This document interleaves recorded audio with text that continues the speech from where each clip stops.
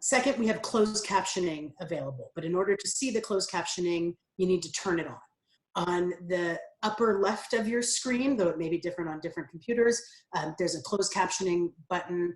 Press that button and closed captioning will appear. Thank you to Heidi, who's providing our closed captioning today. All participants, those of you who are attendees to the webinar, your microphones are muted and we can't see you on video. So only the presenters can be seen and heard, but that doesn't mean that you can't participate. So some ways to participate today: we'll be using polling, we'll be using the chat function, and we'll be using the Q&A function. You can send chats to the panelists throughout the webinar, and we'll be able to see what's on your mind. You can also ask more formal questions via the Q&A button, and that will go directly to the speakers, and they will answer it at designated times that they've set for question and answer throughout today's session. One note that I think makes things a little bit easier on your view is hiding non-video participants. So you may right now be seeing my colleague Alex Lee's name, my colleague Ben Francisco Malbec's name. They're on as panelists doing some of the background stuff, but they aren't actually speaking. So they don't have their video on, but you see their name.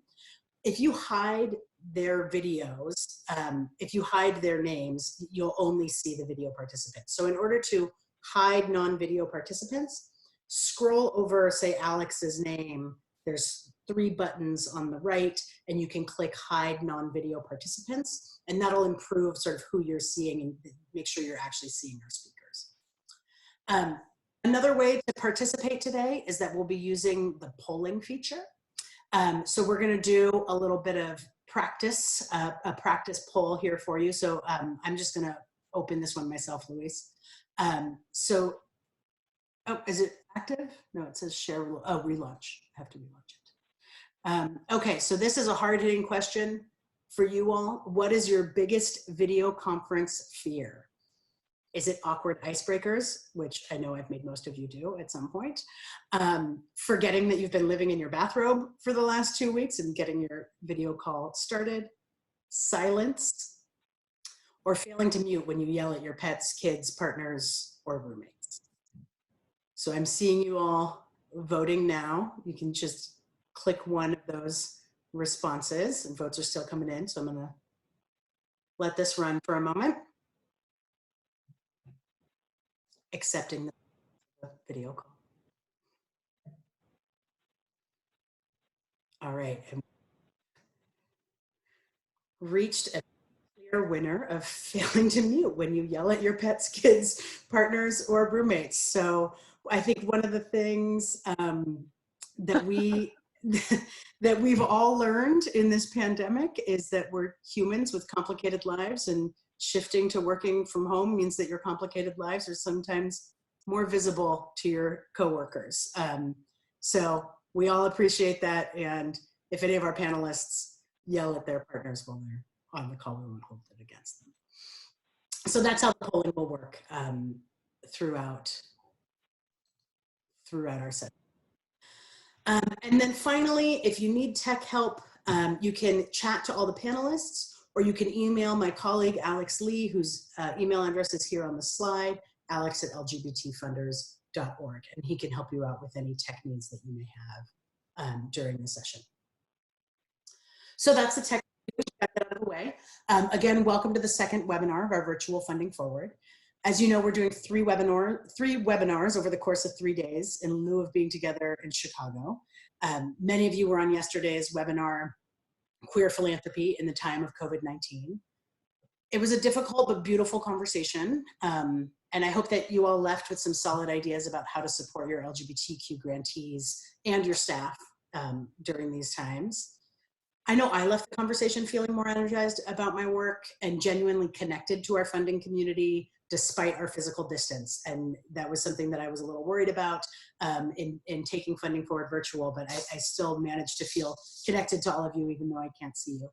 So big thank you to yesterday's speakers and for those of you who participated. Luis, can you go to the next slide, please? I also want to thank our Funding Forward sponsors, as well as the many of you who generously donated your conference registration fees when we had to cancel the in-person event. Our sponsors have been remarkably supportive. I particularly want to thank the MacArthur Foundation, who originally was the sponsor of the President's Lunch at Funding Forward. They generously let us shift that sponsorship into support for today's webinar. So big thanks to MacArthur for that support. And Luis, you can switch to the next slide. Today's webinar, which is called More Than Just Numbers, the latest trends, gaps, and opportunities in LGBTQ grantmaking. It's focused on the current state of LGBT funding. Funders for LGBTQ Issues' newly released tracking report found that we reached a record high in LGBTQ grantmaking in 2018. And in today's conversation, the researchers and authors of the report are going to share a lot more about the detail of the character of that funding, and we're going to hear thoughtful analysis from a national and a Midwest-based funder. So with that, I'm going to turn it over to my wonderful colleague and moderator of today's session, Lyle Matthew Kan. Thanks, Christina. And thanks everyone for joining us. Luis, I think we can go to the next slide. I really appreciate everyone being here, joining us for the virtual Funding Forward. I want to just say again, a huge thank you to the MacArthur Foundation for sponsoring this session and for allowing us to bring this important data to life for our funders. I think this data is particularly useful because, as Christina noted, we've reached a record high, and yet we know that we are finding ourselves in a new world, a seemingly new world every single day. And so I think to know where we are is important so that we can prepare for this unknown future that we are about to enter. I want to quickly introduce our panelists that we're going to have today for this important conversation. So my name is Lyle Matthew Kan. I am the Vice President of Research and Communications at Funders for LGBTQ Issues. I use he, him, his pronouns. And I am excited to join this call as one of the leads on our research, on all of our research efforts at Funders for LGBTQ Issues, and one of the co-authors of the tracking report with Andrew Wallace, our Director of Research and Communications, who really led this project and has been remarkable throughout, and you'll get to hear from shortly, and is also, again, as I said, one of the co-authors. We're also joined by two really amazing funders who do great work and who have a lens and have used this tracking report in the past and are going to give you some great analysis. We're joined by Joy Messenger, who is the program officer at Third Wave Fund, which is a national funder, but she is based in Chicago. And we're also joined by Judy Yu at the at Wellspring Philanthropic Fund, who is going to give us also another national perspective on what they're seeing as some of the trend gaps and opportunities that we all want to be paying attention to. And with that, I'm going to turn it over to my wonderful colleague, Andrew Wallace, to just kind of kick us off. We're going to go back and forth as we share some of the data. The way this session is going to work is we are going to share some of the top line trends, gaps, and opportunities that we've observed in this tracking report. We are then going to hear some initial responses from both Joy and Judy. We'll then have a short conversation and open it up to Q&A for everyone. So Andrew? Thanks, Lyle, and thank you everyone for joining us today, this afternoon or this morning if you're on the West Coast. I know for many of us, trying to focus on our work is challenging at this time, and I think being able to present this data for you feels particularly important as we see our movement, our sector, our society respond to an incredibly challenging moment. And for me, I think that it's been heartening to remember the critical role that philanthropy can play in challenging times. So with that in mind, I'm really pleased to share time with you this afternoon. And I want to get us started by sharing a few thank yous first to all of those funders who submitted data to this report. The detail of reporting and analysis that we're able to do would not be possible without the submissions and the really generous sharing of grant level data that we've received this year from over 150 participating foundations. I also want to quickly thank our partners at Funders Concerned About AIDS, particularly Sarah Hamilton and Kat Geranda for their ongoing support and collaboration of this research, and everyone on our team who helped produce this project, from editing to grant review to moral support. It's been really appreciated. So with that, I just want to share a few key points about the report methodology and report process. So as I was beginning to say, we survey thousands of foundations each year to produce this report. Some of the data we receive from direct submissions, but we also review publicly available grants data, annual reports, as well as a large survey of tax filings, specifically Forms 990, that go into informing this data set. The scope of this report includes funding that specifically supports LGBTQ issues and organizations. That specific is important here. We don't report on funding that is broadly inclusive of LGBTQ communities, but we are focusing this data quite specifically. And it's also important to note as we consider these numbers that this is an annual year, calendar year report. So we report on the full grant amounts awarded and the calendar year. For this report, of course, it's 2018. We also do control for regranting, and unless otherwise noted throughout the presentation or report, funds awarded for the purpose of regranting are excluded from our calculations and analysis. So with that out of the way, we can dive into some of the key findings of the report.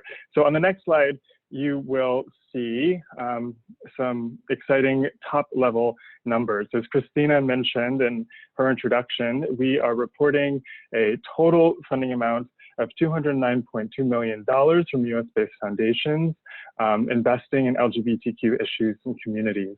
That amount was awarded by 450 foundations and corporations, distributing over 6,600 grants to nearly 2,500 grantees. These are exciting numbers for us, as Lyle will explain in a moment. This is only the second time that we've surpassed the $200 million mark in funding for our communities. And we are also reporting a record number of participating foundations, which is pointing to a growth in the field, the amount of funders who are funding LGBTQ issues. And that's an exciting headline for us.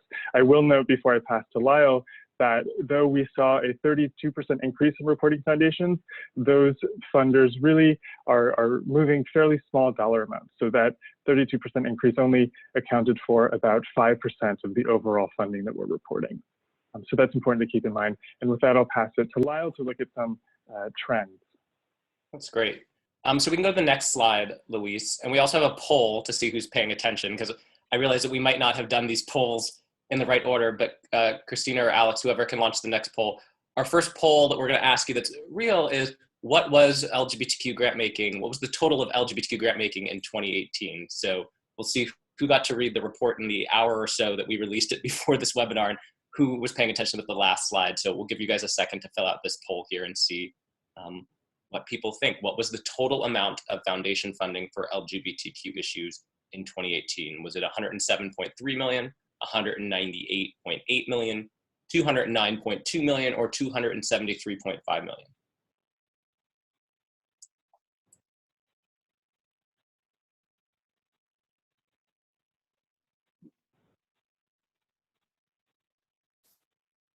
Give you guys a couple more seconds here. I think we can, whoever's doing it can close the poll and we can see the results.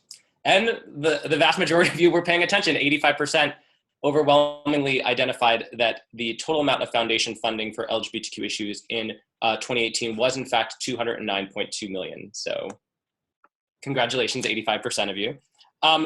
As Andrew remarked, this is a really exciting moment for us. This is only the second time that we have surpassed $200 million in foundation funding for LGBTQ issues. And if you've sat through any of our presentations before, you have probably seen this chart. It probably looks familiar to you. This is our chart of foundation funding for LGBTQ issues that really looks back at all the way back to when the first non-LGBTQ foundation started making LGBTQ grants, which happened shortly after the Stonewall period in the early 1970s, with the first one coming from Resist in 1973, where we were looking at about $10,000 a year, all the way up to when we were founded in the early 1980s, and we were looking at, in 1982, when we were looking at less than $250,000 a year, up to today, where we are now at $209.2 million.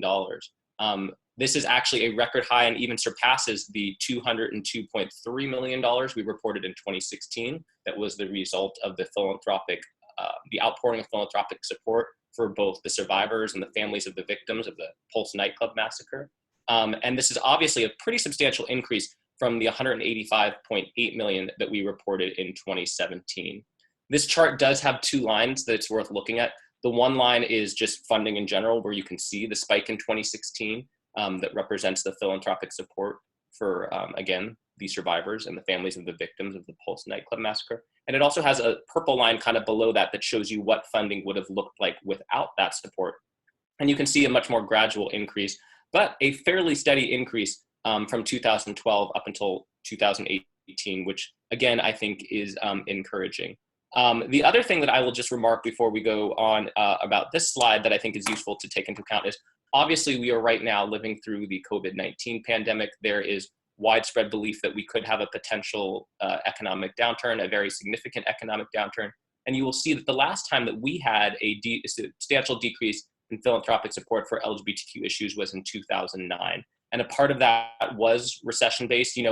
Often philanthropy does not have that kind of huge swing when a recession comes around, because most funders are basing their foundation output based on multiple years of kind of where the market is. But what we do see sometimes is that some of the more marginalized, some of those grantees and groups that are on more of the margins of their grant making portfolios are the first to be cut. And I think that's something that we do have to be aware of, as much as we are totally excited to have surpassed this 200 million mark.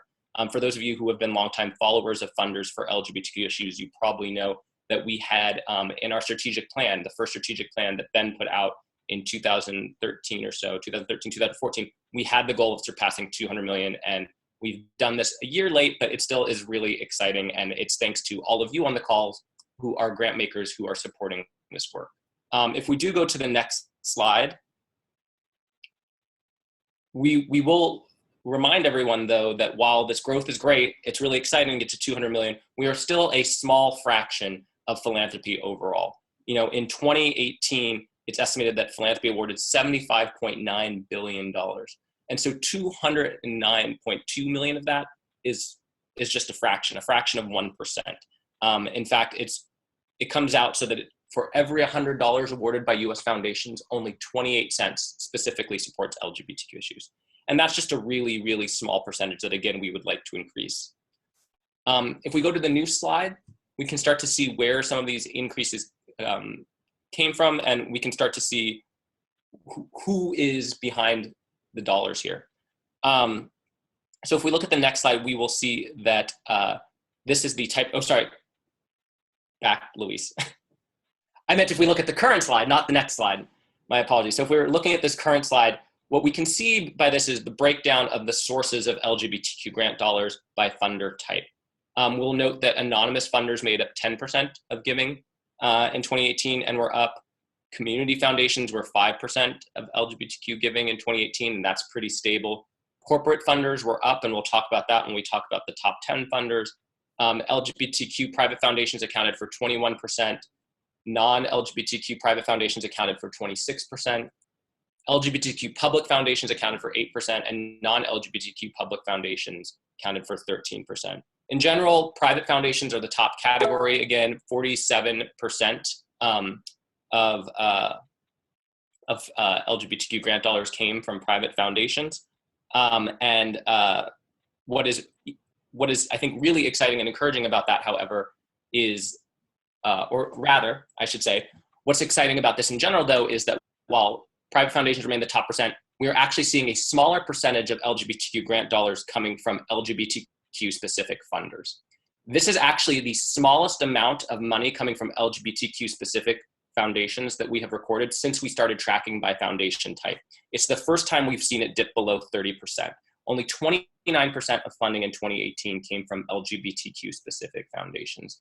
And I find that personally really encouraging because, we've been unique, and it's been really special and important that historically as much as 45% to 50% has come from LGBTQ specific foundations. But to me, this points in the success of this network in bringing non-LGBTQ funders into the fold and encouraging them to fund LGBTQ issues. And that is one trend, as we'll highlight several trends, that's one trend that I hope we continue to see.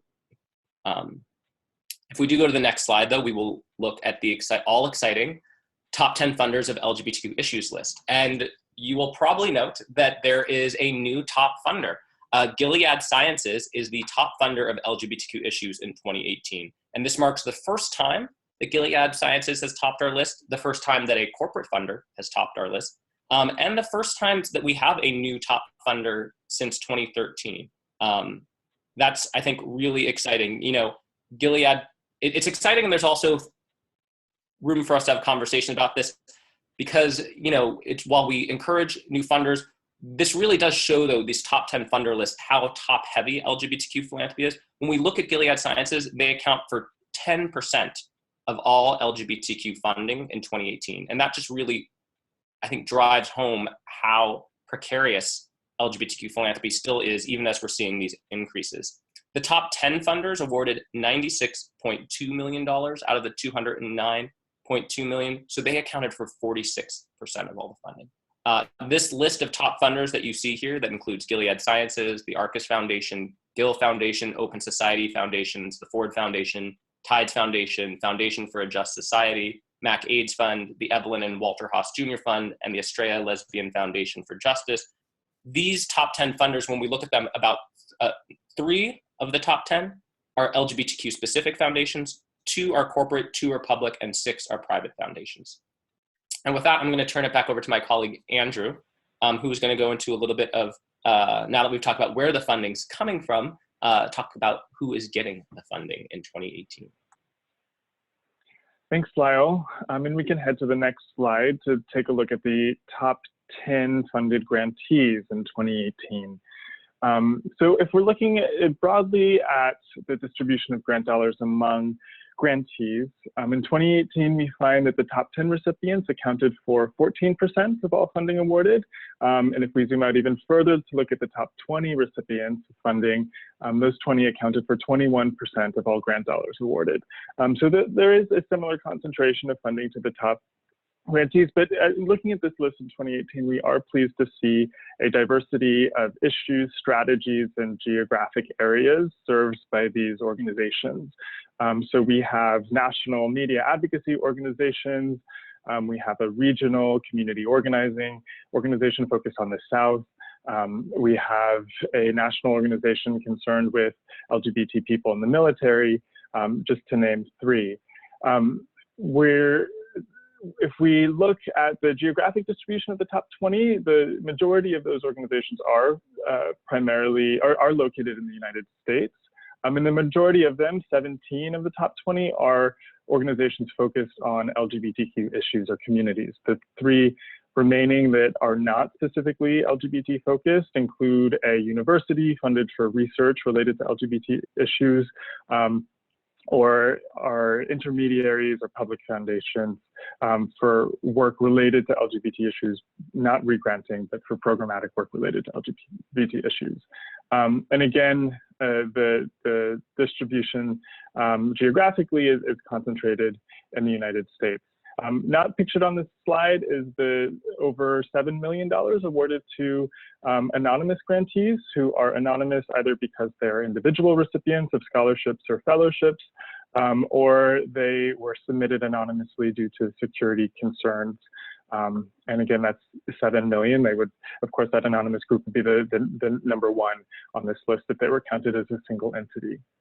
I now want to look at issues and strategies funded. So on the next slide, we have a chart looking at the issues funded in 2018 in orange, side by side with 2017 funding levels as a percent of overall funding. And you know what we see here is a lot of consistency. As we've seen in the past, funding for civil and human rights continues to be the most funded issue area. We did see a slight decrease.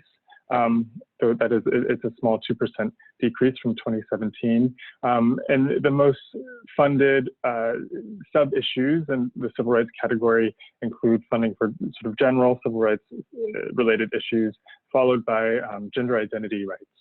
And that's a new number 2 sub-issue that we're reporting in 2018. And the next most funded issue area is health and well-being, which received 22% of overall funding in 2018. This is an increase, and that increase, as you might guess, based on what Lyle shared with us about growth in funder types, is driven by funding for HIV/AIDS related work, in part from the large contributions from Gilead Sciences. We see funding for communities to support communities, families, and disability has remained consistent as in minor change in the remaining categories. So none of those remaining categories, it's important to note, exceeded 10% of overall funding. So that's something I hope we can speak a little bit more about in our discussion at the end of this overview. On the next slide, I'll give a quick highlight of strategies. And again, I think the takeaway here is we're seeing a lot of consistency in what we've reported in years past. As in previous years, advocacy received the greatest share of support, support for general advocacy coming first, followed by support for public education and community organizing, each of those sub-strategies receiving about $18 million in support. Similar to the last slide, we are seeing an uptick in funding for direct services, again, largely driven by support for HIV/AIDS related work. We are seeing consistency in capacity building and training, a slight decrease related to philanthropy and fundraising. This could be related to differences in multi-year support to intermediaries and other public funding institutions. And again, the remaining categories, none received above 10% of overall funding.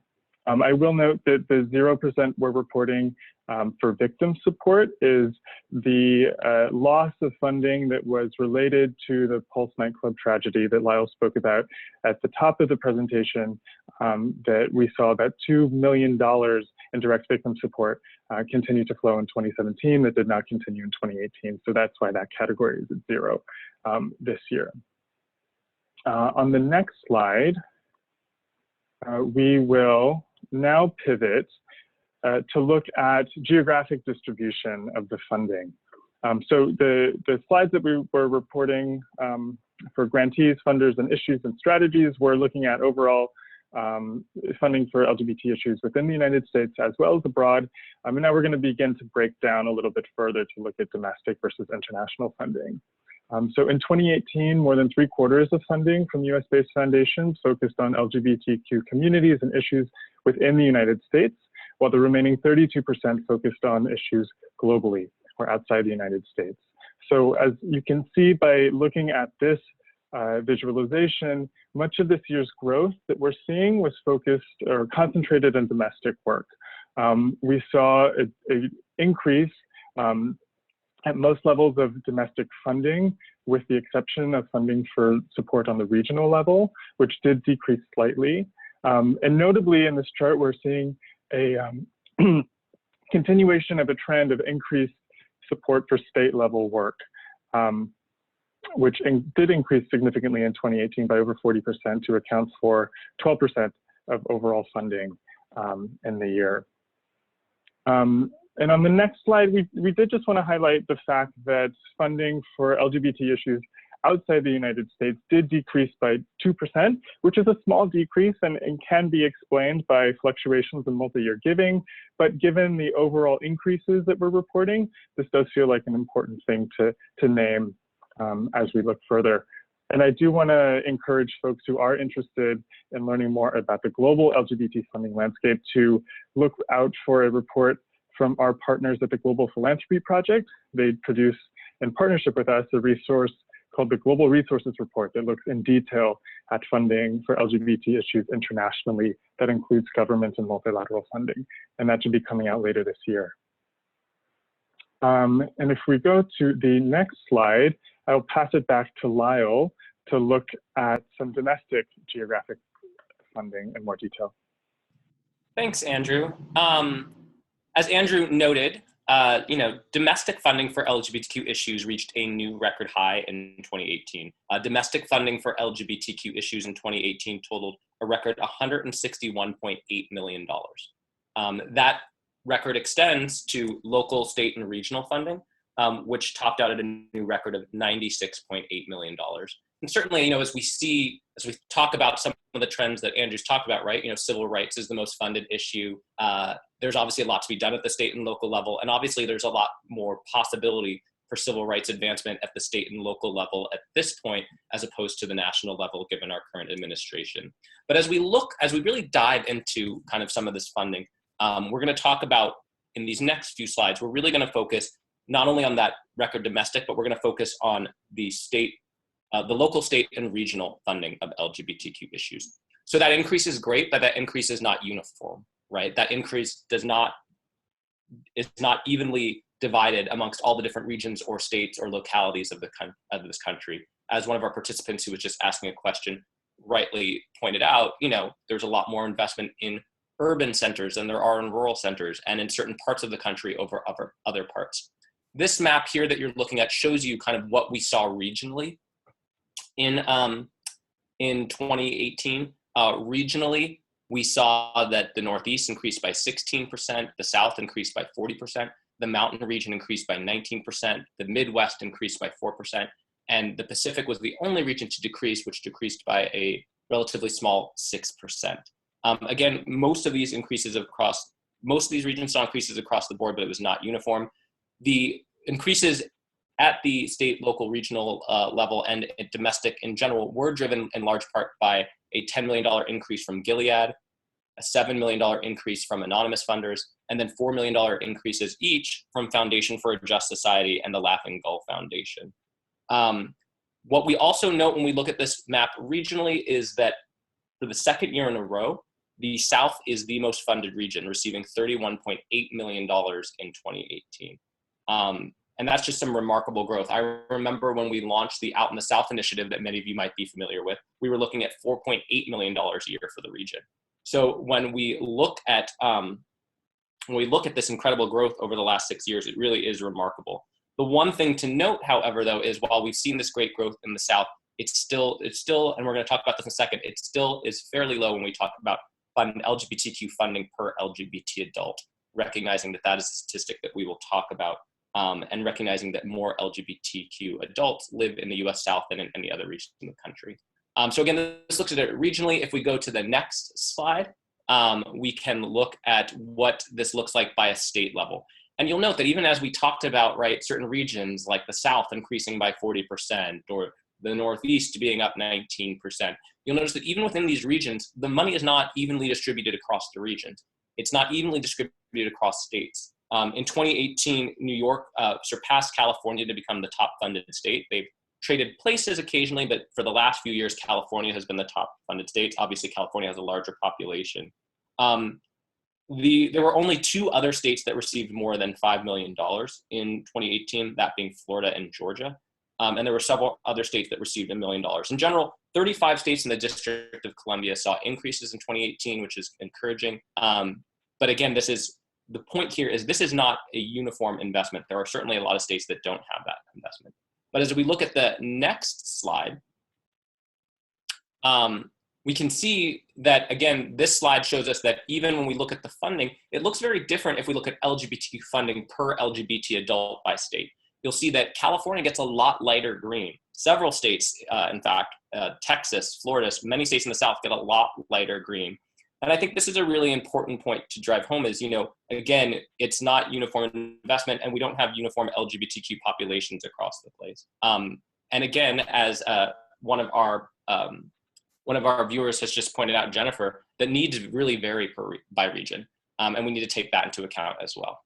And when we do talk about this statistic of LGBTQ funding per LGBT adult, which we call the GDQ or grant dollars per queer, when we go to the next slide, what we can see again is that when we think about this, the South as a region is still not the most funded region, right? It's actually behind the Northeast and the Pacific regions still to this day. But what I think this drives home when we look at this by regionally is we need to start looking at some of the regions like the Midwest. The Midwest is now, for I think the 3rd year in a row, the region to receive the lowest amount of LGBTQ funding per LGBT adult. And it's what makes it especially disheartening that we were not able to have funding forward in person in Chicago this year. And so this just really touches the surface at what the funding looks like regionally and in the United States in particular. And if people have questions, I would certainly be able to happy to answer them offline. But we wanted to drive home that these increases, again, are not uniform. They are not across the board. And we still have a lot of work to do, even in places that are the most funded region, like the US South. And with that, I will turn it back over to Andrew, and we're going to quickly go through some of the statistics as we found them as they related to the funding for various populations. And then we are going to open it up for a conversation. So Andrew? Thanks, Lyle.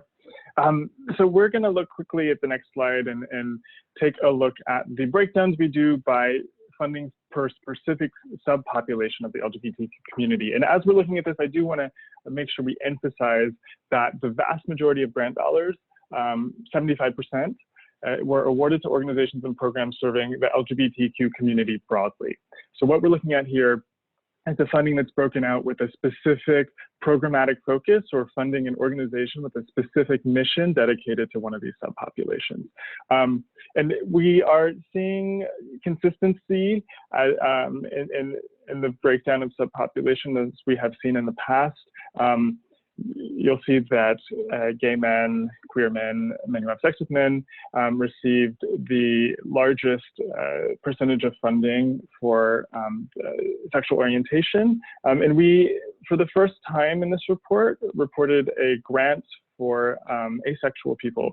This was just one grant of $70. So I think we can think about what it means that we, as a philanthropic community, have been overlooking this population. And we know that there are organizations ready to receive that funding and do work with this population. So that's something I wanted to flag. And then, of course, it's the other highlight from this chart is the 28.6 million in support for transgender people, or 18% of the funding in 2018. And on the next slide, Luis will see this was an increase of 27%, and it's a new record high for funding for the trans community. So this is something we're really pleased with, and I think it's a testament to the collective effort of many funders who have been organizing to see this increase happen, as well as the really amazing work happening under the banner of our Grantmakers United for Trans Communities initiative, which you can learn a lot more about at gutsy.org. So this is an important increase, but if we do the same sort of analysis that we did at the top and consider how much of overall foundation support is going to trans communities, we want to make sure that everyone knows that only about 0.04 cents for every $100 spent is going to trans communities in the United States. We think this is not nearly enough for the needs and work that can and should be funded. So quickly, well, that was a quick run through, but I want to make sure we get to the conversation. So I'll pass it back to Lyle for our final population slide. Thanks, Andrew. So there were, you know, I don't want to undersell it. There were a lot of encouraging increases in this report. We noted increases for LGBTQ people of color, record increases for LGBTQ people of color, for LGBTQ immigrants and refugees, and for LGBTQ older adults. We're going to kind of close out here and talk about funding for LGBTQ communities of color. This chart shows you kind of what funding for LGBTQ communities of color has looked like over the last 5 years. In general, if you went back even further, it was pretty stable at about $18 million a year, not really increasing. The lighter kind of, I'm horrible at describing colors here, limey green shows you what the increase looks like with the, again, the victim support for the survivors and the families of the victims of the Pulse nightclub massacre. But if you subtracted that in 2016, you were still kind of looking you were starting to see a small increase in 2017 and a real increase in 2018. And that's obviously encouraging. If we go to the next slide, though, the other thing that we need to think about, again, as we talk about, you know, there was an increase domestically, but that doesn't mean that there was an increase in every region or every state. So there was an increase in funding for people of color that was really great. You know, we saw record highs for LGBTQ African American and Black communities, record highs. In fact, it was at 7.4 million, and it had never surpassed 5.5 million before this point. We saw a record high for LGBTQ Latinx communities that came in at 4.8 million in 2018, and we had never surpassed $3 million if you discount the One Orlando Fund Grantmaking for LGBTQ Latinx communities, and a record high for LGBTQ people overall. But there is still, there were some, you know, disheartening decreases. And there are still some communities that just receive next to nothing, right? I mean, there's some fluctuation when we talk about LGBTQ Middle Eastern communities and LGBTQ Native American communities, and those are always abysmally small. And there was also a disheartening decrease for LGBTQ API communities. And I think, you know, in this particular COVID-19 panic moment pandemic moment where we are seeing so much vitriol and discrimination and racism hurled at our LGBTQ API communities, that is really disheartening. As an LGBTQ API person myself, I remember working on an infographic years ago with APIP and with Alice Hom, who many of you may know, and we noted then that LGBTQ funding for API communities has never exceeded $1.8 million a year. And I think that's something we can think about as we move forward, as we talk about how philanthropy should be responding to the COVID-19 pandemic. If we go to the next slide, the last thing I just want to leave you with is another trend that we are continuing to note. And I think this trend is particularly important as we are thinking about what LGBTQ philanthropy looks like in this new moment we find ourselves in. So for the third year in a row, a higher percentage, an increased percentage of domestic grant dollars were awarded to non-LGBTQ organizations versus LGBTQ specific nonprofits. This is not necessarily a bad thing, but this is just a trend I think we need to be aware of, that funding for non-LGBTQ organizations has increased at a faster pace than has funding for LGBTQ specific nonprofits. On the one sense, there are a lot of benefits to funding non-LGBTQ organizations to increase LGBTQ cultural competency, to reach populations that we wouldn't otherwise be able to reach because we're not going to be able to have LGBTQ specific organizations in all parts of the country. But it's something that I'm acutely aware of as we see so many of our LGBTQ nonprofits already starting to struggle to deal with this new reality and potentially struggle to keep their doors open. And so as we move into the conversation, I'm going to turn this over to Joy in a second to share her top level reflections. But as we move into that, I think there's a lot to just recap everything, right? There's a lot of positives in this report. We reached a new record high of $209.2 million. There were a lot of increases that are great that we were really encouraged by, right? A record high for funding for LGBTQ communities in the US South, a record high for trans communities, right? A record high for people of color, for LGBTQ immigrants and refugees, for LGBTQ older adults.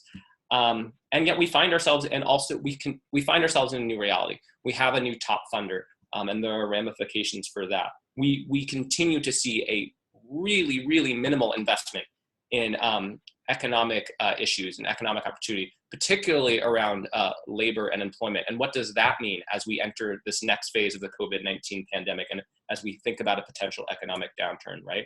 Despite the increase in funding for LGBTQ people of color, we still see that there are certain segments of that population, there are certain communities of color that just are receiving next to nothing in funding. And what does that mean as we know that LGBTQ people of color, some of the most vulnerable amongst us, are going to be scapegoated during this pandemic and potentially be left behind as we see a potential economic downturn. And, we are seeing more money moving to non-LGBTQ organizations versus LGBTQ organizations. And what does that mean for LGBTQ organizations that are going to struggle in this new environment? Realizing that we may have a potential dip in our funding. So that was our kind of high-level overview. We will open up to questions shortly, but we're going to have first, I think, some really smart analysis from both Joy and Judy, and I'm going to turn it over first to Joy.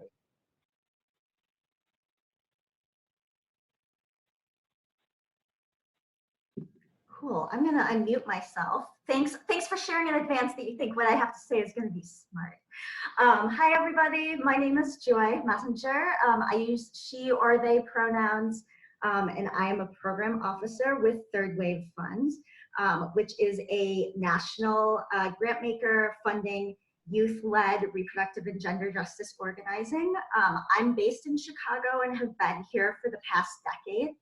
I wanted to thank funders for LGBTQ issues for every year compiling all of this information and data. It's so useful to us as grant makers, as well as I use it when I'm teaching in my social work classes, just so folks can get a landscape of the LGBTQ funding world. I also want to recognize that it was a lot of numbers. This is a stressful moment, and people might not have been able to take it all in, and that's fine. I am not okay. It's okay to be not okay. So I encourage people to go back and watch that recording later. We are gonna delve deeper into some of the issues related to the impact of coronavirus and a potential recession, gaps in the Midwest. So I'll save those particular points for that discussion. But did want to share some top line observations from the report and from the information. I think that the increase that we've seen in trans funding is really exciting and also so small. One of the statistics that I remember Ben sharing at last year's Funding Forward was that 1 year of trans funding is less than 1 week of the general operating budget for the Art Institute of Chicago. So folks who are jumping on this call from Chicago or the Midwest will recognize, like, that's really small, like that's an art museum. And so for 1 week of their budget to be more than the trans funding that's there in an entire year, we have a lot of work we could be doing. I think it's also important to note still the small numbers that of funding they're going specifically to bisexual and non-monosexual communities, intersex communities, and asexual communities, especially that decrease that we saw in funding going to intersex-led organizations. And we did see increases in funding related to children and youth, to poor and low-income folks, and to homeless communities. But we also saw decreases in the amount of funding that's going to disabled people as well as to sex workers.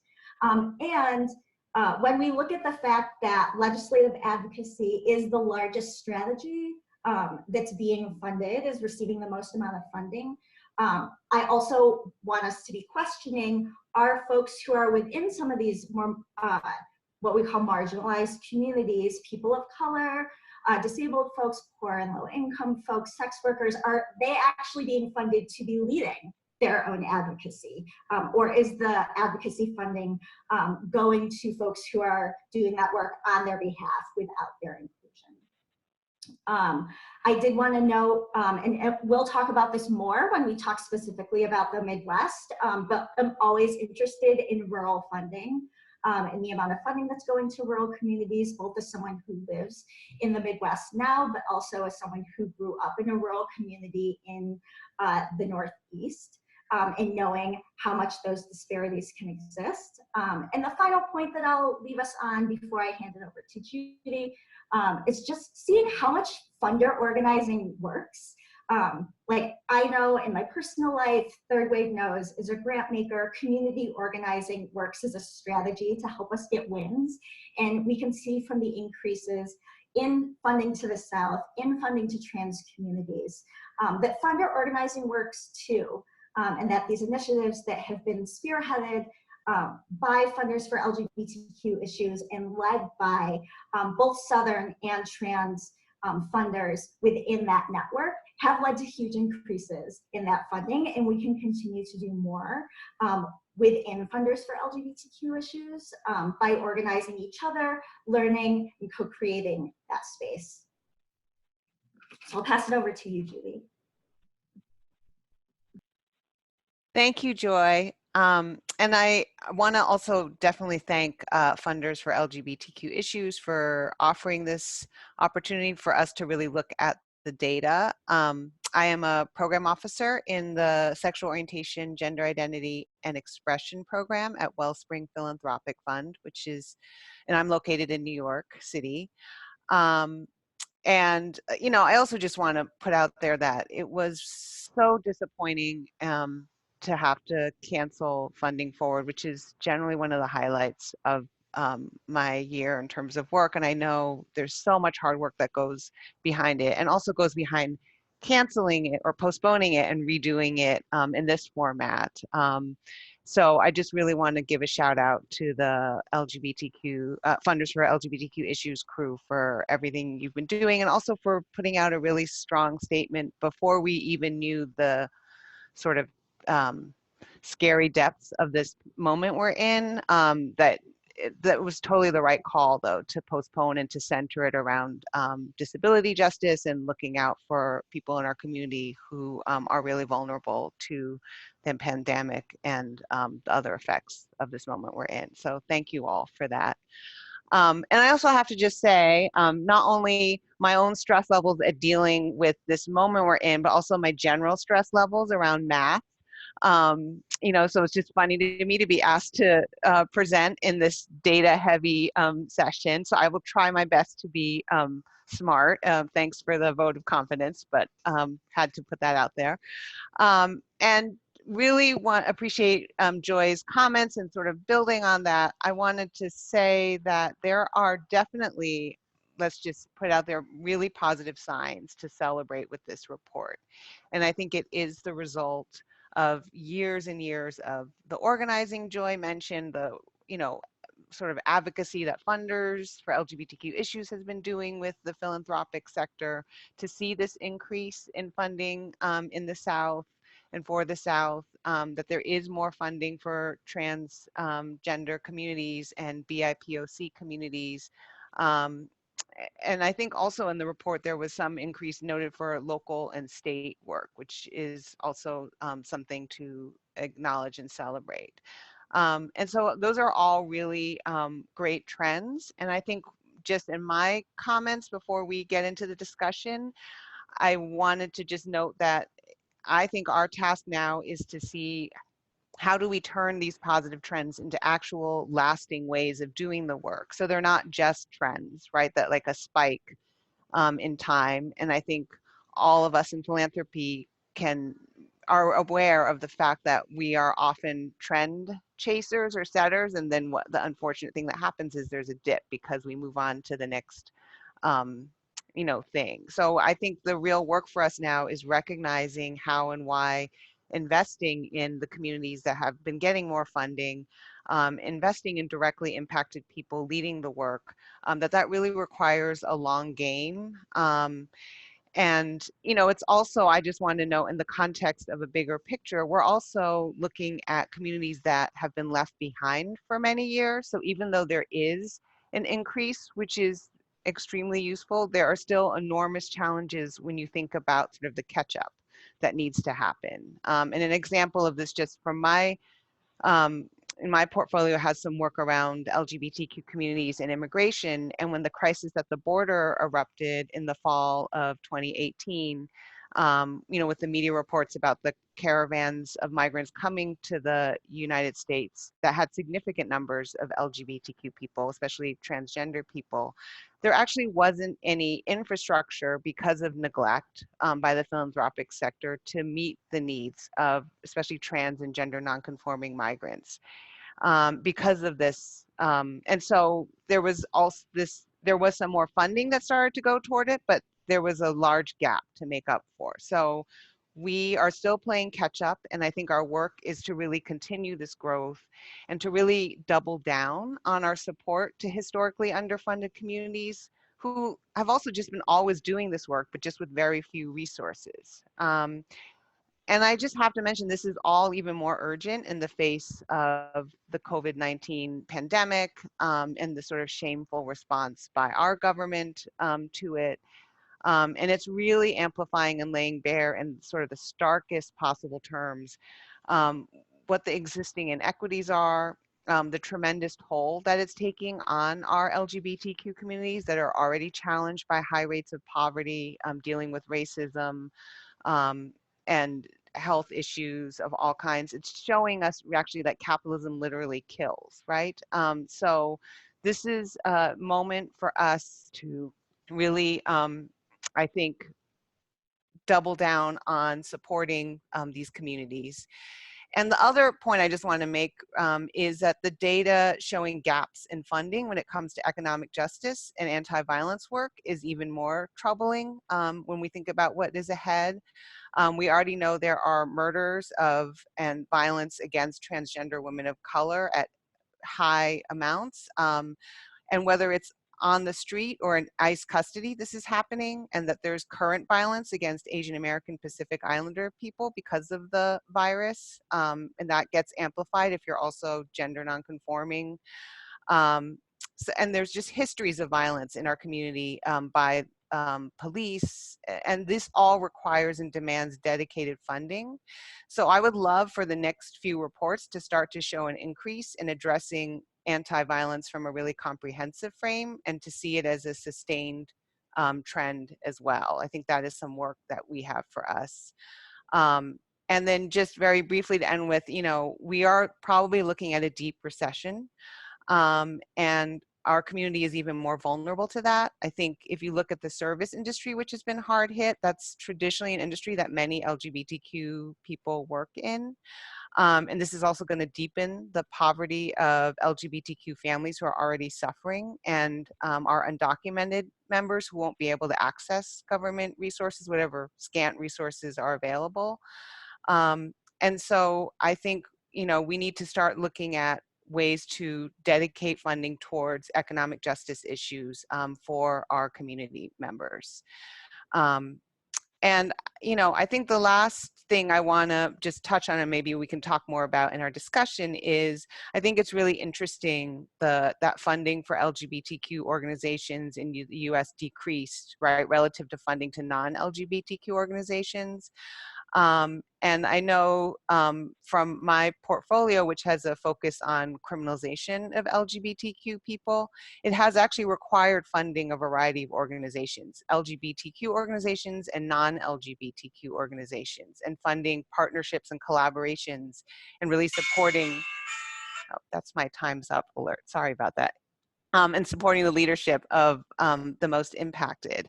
And so I think we really need to look at sort of what it means to fund non-LGBTQ organizations. I don't think it's necessarily a negative thing, at the same time that I am aware that LGBTQ orgs are facing huge challenges with the recession and are in danger of closing and not making it.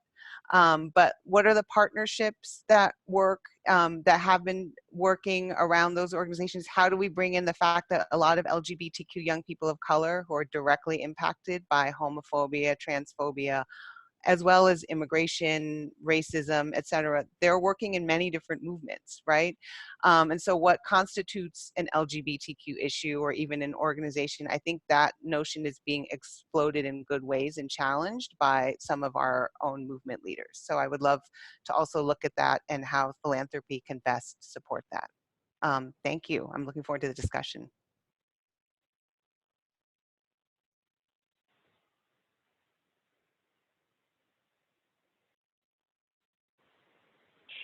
Thank you, Judy. Sorry, we had a moment of pause. It was so helpful to hear from both of you. And I'm so glad that we have more time to hear from you, because I think you're each touching on such critical points, and all of this obviously is unfolding in light of the crisis around us.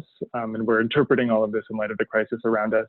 And I wanted to jump into our first discussion question, which I think both Judy and Joy started to speak to, but the question of how funders can use this research in their work to further their work, and particularly right now. I mean, to be honest, I think for myself, it can sometimes feel absurd talking about numbers, funding numbers from 2018 in a moment where the sort of needs of the world feel so urgent. Of course, I believe in the need to track, and I think that there's power in knowing what has happened before, but I would love to hear from each of you is sort of what can funders looking at this data do with it in the weeks and years ahead?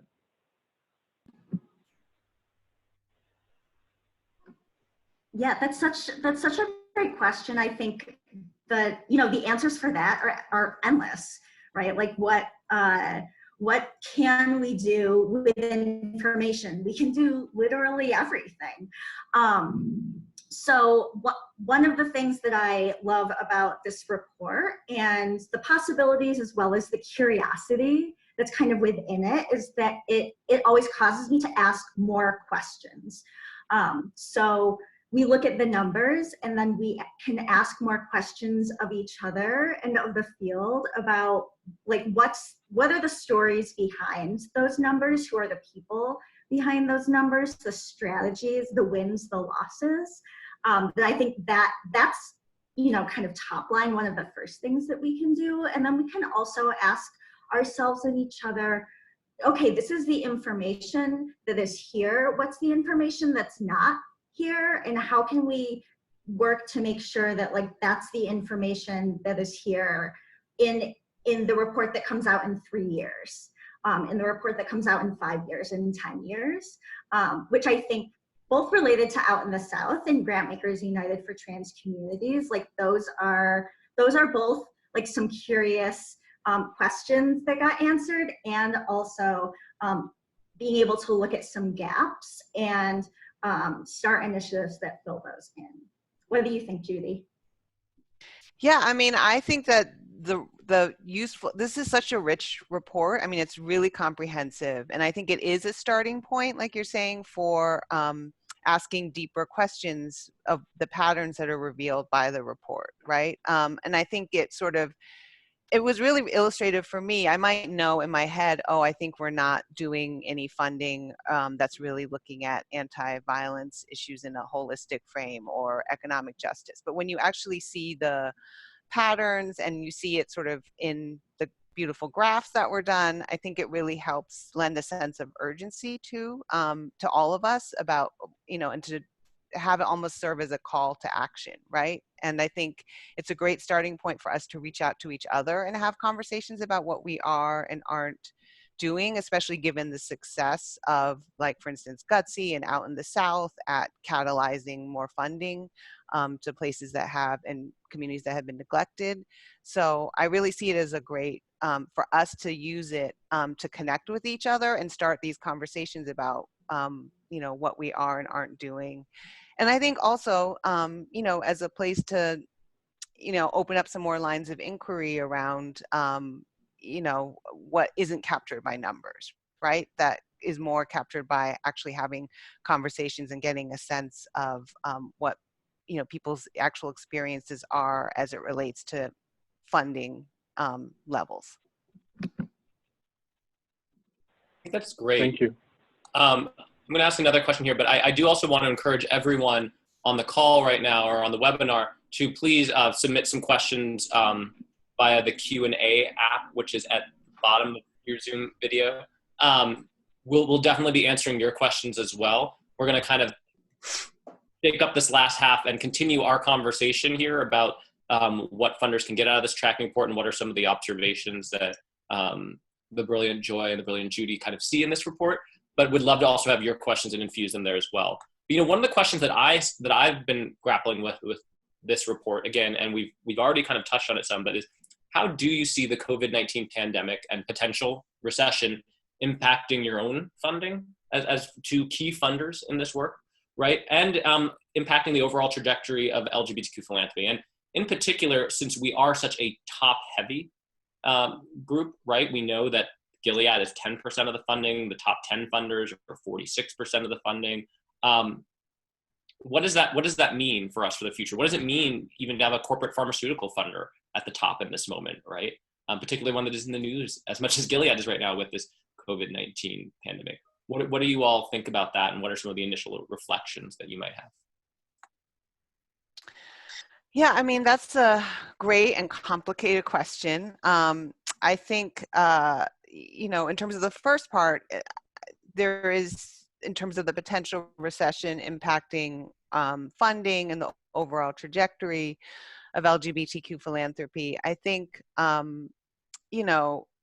we are, I've seen a number of foundations, which I think is great, come together and really make a commitment to say, recognize the impact of the crisis, recognize who's getting hardest hit by this with the least amount of resources, that there are organizations who weren't set up to go remote or whose work depends very much on in-person, face-to-face contact, that have had to really shift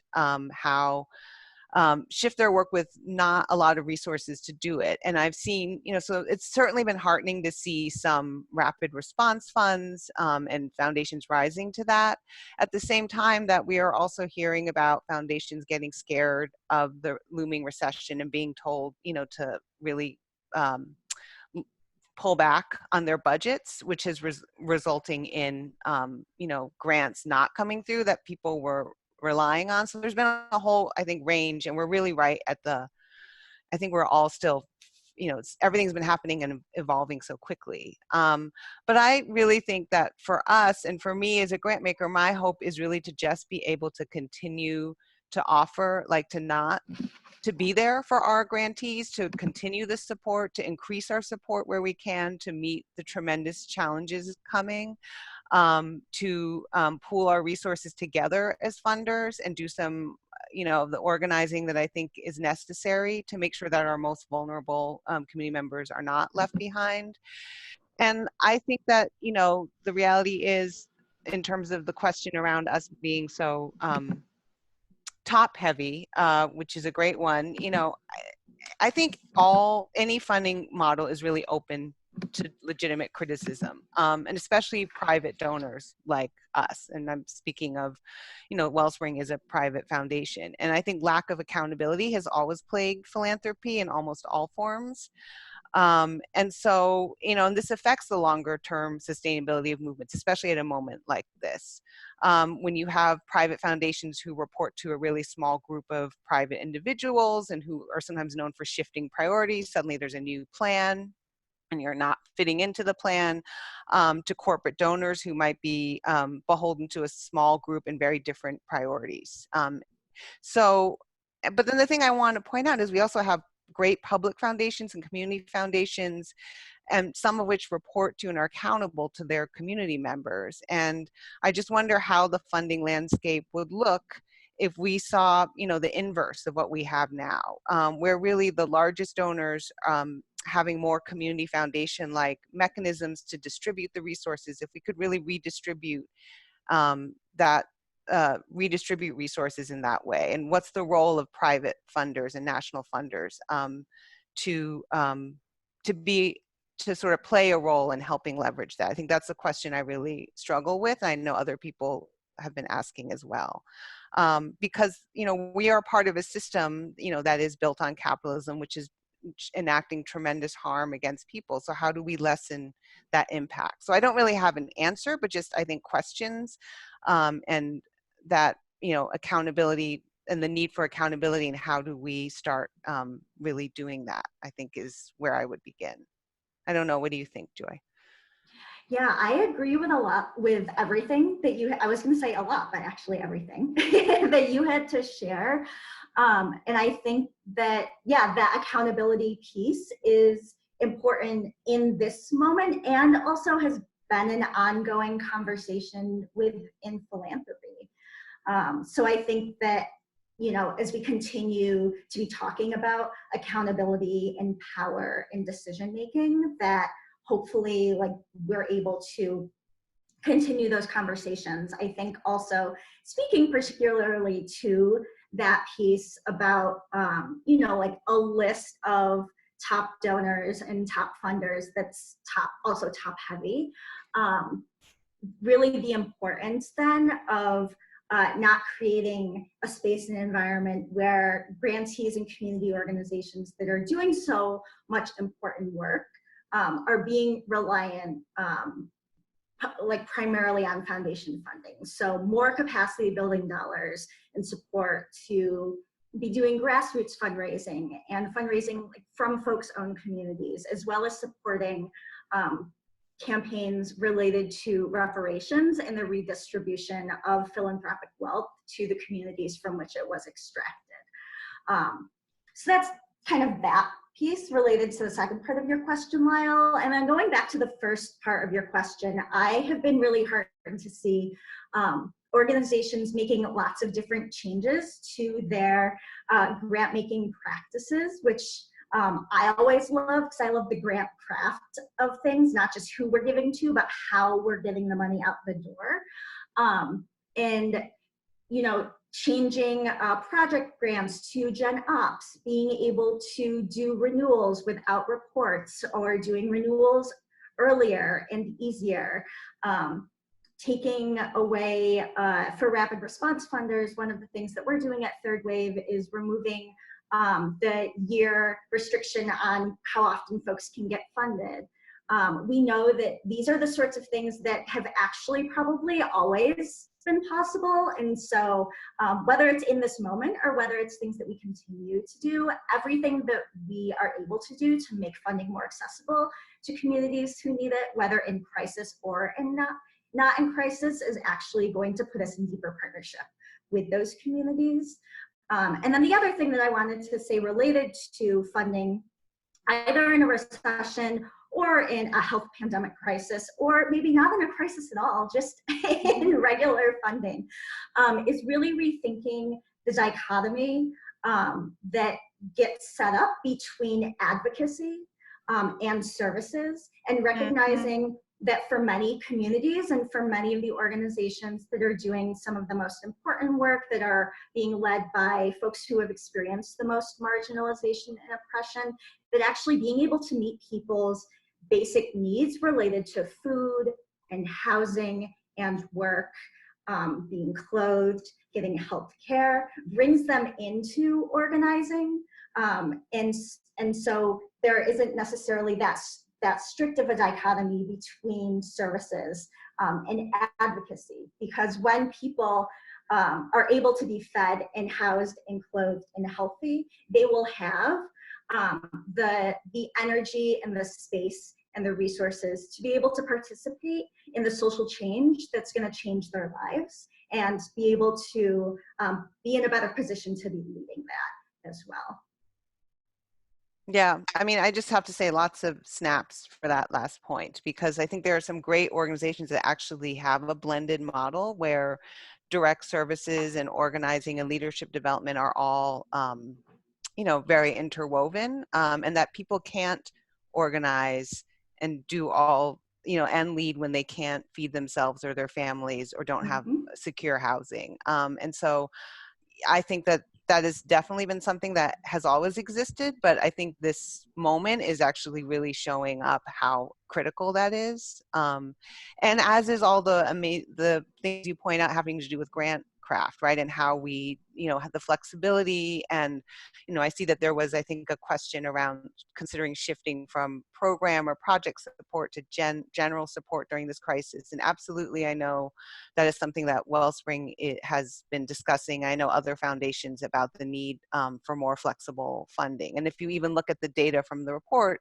I was a little surprised by how there's still, and not surprised, but how we're still lagging a little behind in really making sure we're doing general support grants when you looked at the types of grants. So I'm hoping that what this crisis is showing, I mean, it's certainly showing that things that disability justice activists have been asking for a long time around accommodations in the work and how you do the work can be done. And I think that similarly around grant making, that some of the long-standing questions we've gotten around, can we have flexibility around reports and have more trust-based relationships and ways of doing grants. I'm hoping that can also perhaps spark some shifts beyond even this crisis.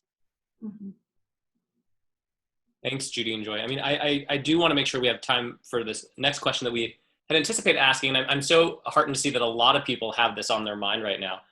As we mentioned, the Midwest received the least LGBTQ funding per LGBT adult of any region in 2018. And that's not new, right? This is the second year we've seen this. We've seen funding in the region really stagnate for quite some time now. So I want to open it up to you two, because what are some of the biggest gaps in funding for LGBTQ communities in the Midwest? How can funders better support the region? Are there other large gaps that are impediments to getting funding to this region, or impediments in general? As several people said, what are some of the chief barriers driving more philanthropic investment to LGBT people in the Midwest? And I'll leave it there and let you two take it away. Well, so as somebody who lives in the Midwest and also somebody who grew up in a rural community, I know often that the media really does us a disservice by painting rural communities everywhere, as well as Midwestern communities, as very monolithic.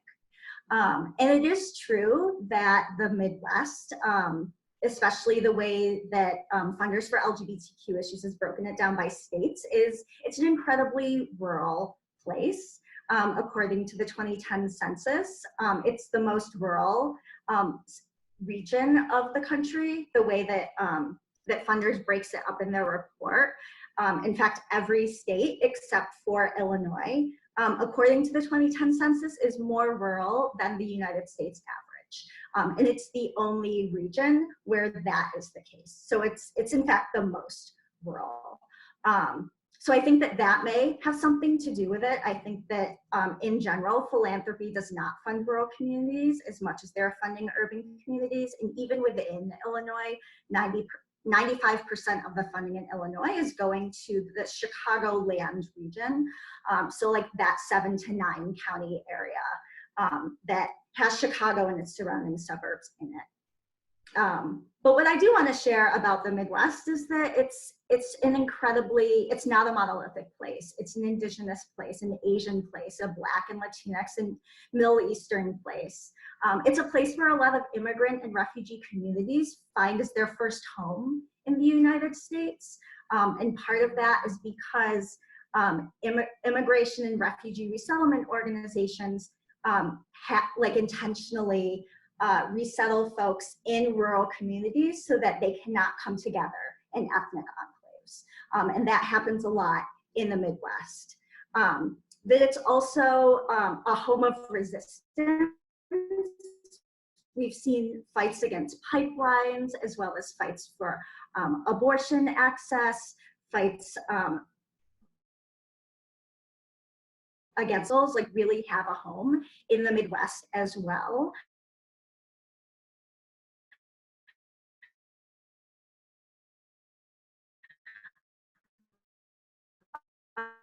Looks like we've lost Joy's audio.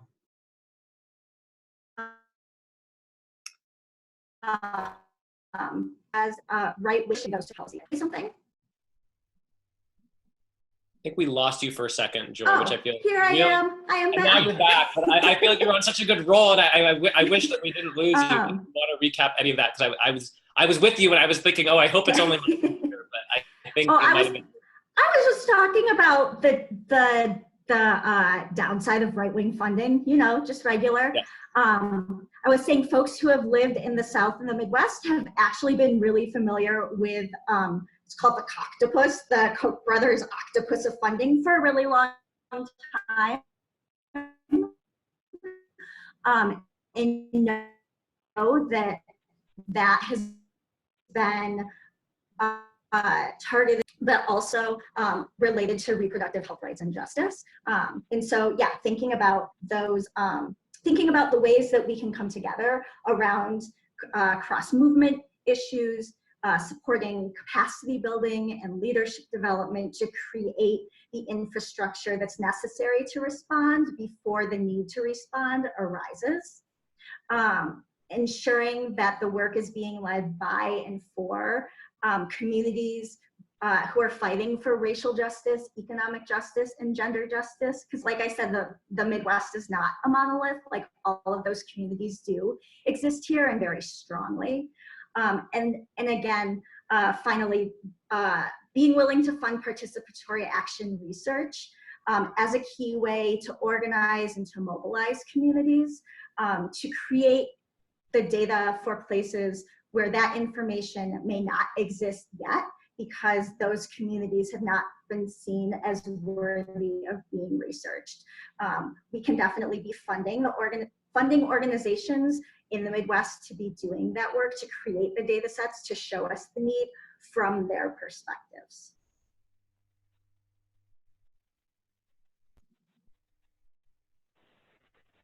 That's great. Judy, did you want to add anything to that question about regional support? I know you're a national funder, so it might not be as. Well, obviously I'm co-signing everything Joy said, and I think for the purpose of time, I know we're approaching the end. I'm happy for us to move forward, because I know there was some questions from the participants that we want to answer to. One other poll great. planned is we're going to do one more poll, and then Andrew's going to ask one more question. I think then we'll close out. So the next poll that we're going to launch, Christina, if you are ready, we are just curious to see, I think this is a small, maybe not representative sample, certainly not representative sample of philanthropy at large, but has your foundation awarded a grant to a regional, state, or local organization working on LGBTQ issues in the Midwest? So this should just be an easy kind of yes/no for people. We'll give it a second here.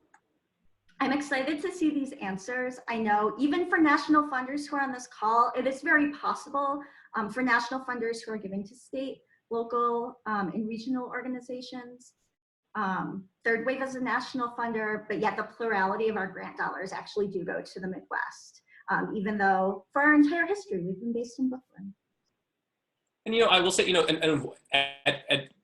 at one point it was kind of encouraging that funding for the Midwest was staying stable, right? Because so many Midwestern states were the grounds where civil rights funders, in particular marriage equality funders, were focused on making marriage equality happen, right? And so there was this belief at one point that we were just going to see all of that money evaporate. It didn't. It remained stable, but stability is not enough when we talk about the needs that our communities are facing. Stability is just not enough. The status quo is not okay. And we need to, I think, be more successful, not only encouraging our own members to fund in this area, but also bringing in local Midwestern funders and encouraging them to increase their investment in LGBTQ issues. And Christina, do we have the response to that poll? Oh, here we go. 50-50. Wow. Wow. Wow. An actual half and half. I did not expect that. That's exciting. Wow. Thank you. So as we sit with that, I'm going to let Andrew have one more question, and then I think we'll close ourselves out. And there are a couple of questions I just want to mark. If you have questions in the Q&A box, please continue them. We are going to try and answer them. I know Ben is on this webinar, is going to answer some of you directly. And if we don't get to it on this call, I promise we will get to your question. Can you all hear me? I think I was bumped for a second, but I'm back. Okay. Yep. Great. So I wanted to respond quickly to a question that came in, I believe, from Tanaja, who was asking if we were able to share a more detailed breakdown of that funding for civil rights issues, and if we could tell sort of what's going to litigation versus other strategies. And what we can do is actually break it down by strategy. So a lot of that civil rights funding will fall into advocacy, and we do track sub-strategies under advocacy, and can report that about 5% of the all funding that went for advocacy issues was for litigation, whereas 8% was for community organizing. So we actually saw more of that funding going to community organizing than advocacy. And we can follow up over email, Tanaja, with some more detail on that as well. And then the other question that came in was related to intersectionality in this time of crisis and what LGBT funders can be doing to reach out to and support other communities in this moment where there's clearly so much need and it can feel overwhelming. How do we direct resources and make sure we don't sort of retreat to sort of focusing on singular communities or issues in this crisis? Great, thanks, Andrew. You know, I'm going to ask one more question of each of our fabulous respondents here, and I ask them for closing remarks, and then I'll just kind of close us out here. But, you know, I think one of the things that we're always thinking about here at Funders for LGBTQ Issues is, you know, what kind of data do grant makers need to be as impactful as possible in their grant making? And is there a role for funders for LGBTQ issues in collecting that data, particularly in this moment of organizational transition, but just in general, you know, I think that we have some strong resources, but what are there other resources that you would like to see? Are there other resources out there that you would recommend to funders as they're thinking about their own grant making in this time? And just broad closing general reflections on this report and on this conversation. Maybe if we each take a minute or two, and then we will close out on time. Do you want to start, Judy? I'm still marinating a little. How are you? Are you marinating too? I'm always marinating, but I can start if you want me to. So, like I said off the top, I think that the tracking report is always a really great invitation for curiosity and deeper exploration, and I think that it does have a wealth of data. I also love the sub reports that funders often puts out related to specific regions, related to trans funding. I know there's been one related to health funding and one related to decriminalization and reform of the criminal legal system. And so I think as much as we can continue to break down the data and have conversations about where gaps exist and where we could be using strategies that really go to the root causes of many of these deep root causes of many of these issues, I think that can continue to be super helpful. I also think that, you know, there's a lot of information. There is a lot of data. And so sometimes it can be enough to say, like, we actually have all the information that we need. We have to move and we have to act. And I think that this is a moment where we can remind ourselves that, like, it's okay to act, and we have a lot of information. We don't need to have every single piece of information before we act. We have enough. Actually, like, an abundance of information.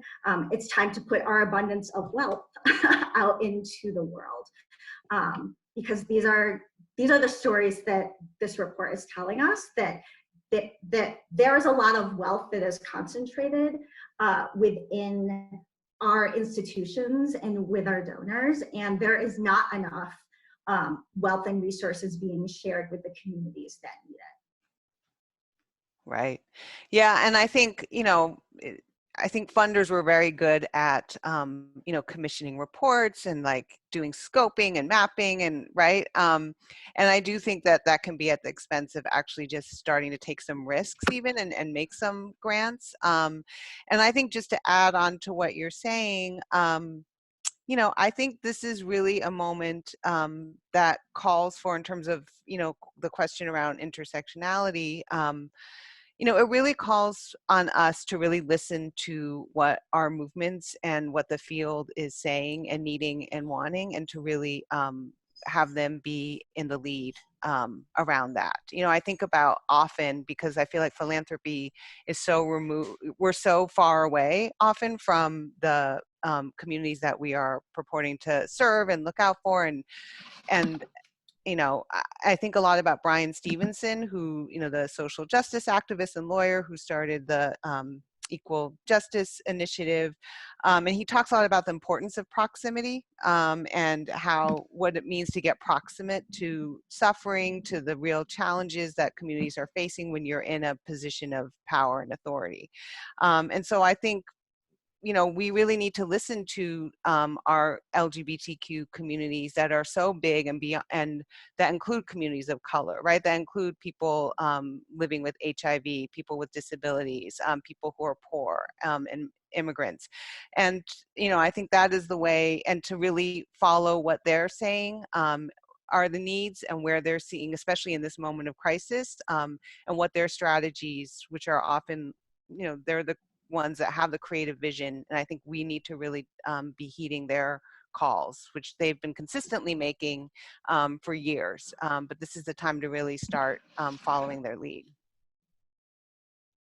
So that is what I would, just a beginning offering of what we could do in terms of the intersectionality question. Great. Well, we are at 2:30. So I just wanted to thank everyone again for joining us for this webinar.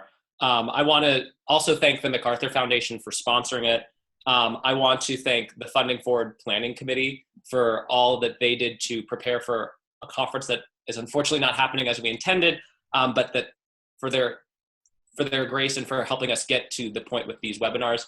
And again, I want to thank the entire staff at Funders for helping us make these webinars a reality, in particular Christina for taking a real heavy lift and making sure that we could have some of this content delivered, and we will continue to have more content from the conference in the coming weeks. We want to deliver some of this really really important content right up front. And so thank you for the hustle on that. I also want to thank, both of our fabulous panelists here. I want to thank Joy from Third Wave for your amazing insights, and Judy. And I want to thank Judy also, who's one of our newest board members, and congratulate and welcome to board. And of course, thank Andrew, who is really the genius behind our tracking report at this point. Again, if you have any questions, please feel free to contact us offline. We'd be happy to answer them. And thank you again to everyone for joining us. I hope you all stay safe and healthy today and the days to come. Take care. Bye, everyone.